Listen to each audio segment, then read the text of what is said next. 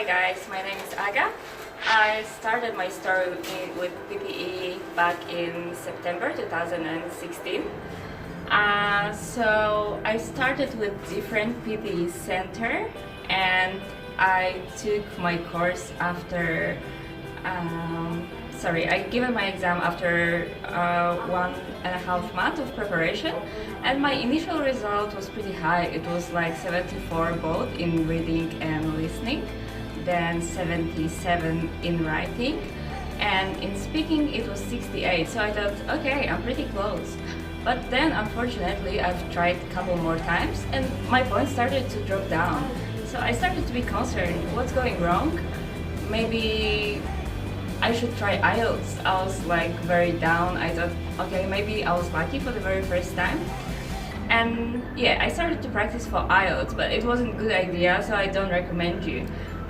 Once you started with PTE for the very first time, just stay on the track. So for another couple of months, I was on and off with study. So before I started to my course with Sydney PTE, I probably gave my PTE for 5 times. Then I thought, okay, let's do something else. And lucky that I've got my friend in Melbourne, and she actually was the one who recommended that center to me. So she was able to get her PTE equivalent to IELTS 8.5 after 2 months of intensive preparation course. I couldn't take that course because I'm working full-time Monday to Friday until very late, so I decided to take weekend course, and it was a very good idea. However, after taking that course, I didn't practice too much, so I didn't get the result as I wanted. And after some time, they sent me email saying, hey, maybe you can check our intensive preparation. And I'm like, yeah, why not? If I'm not getting it now, I won't try again. I thought that maybe I need to go back to my country.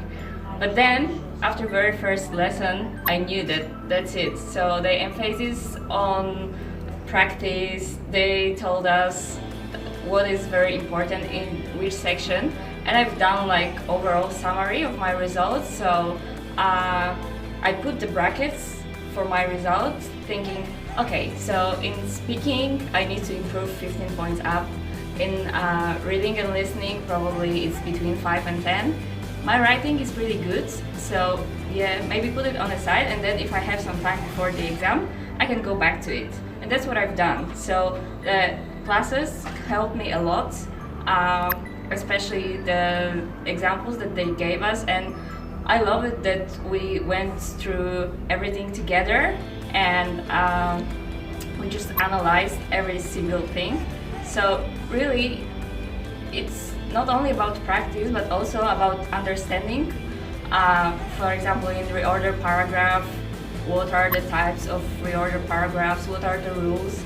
So if you practice and you fail in one point, be sure that you go back to that example that you failed in and you just redo it and try to understand it.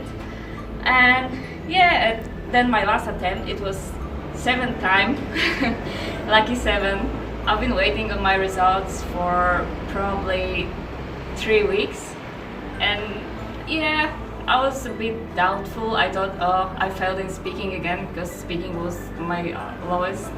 But to be honest, on the day of the exam and the day before, I was practicing speaking only, and I think that's what's important. If you fail in speaking, make sure that just before the exam you practice for at least 1 hour, so you're more talkative, you feel more confident.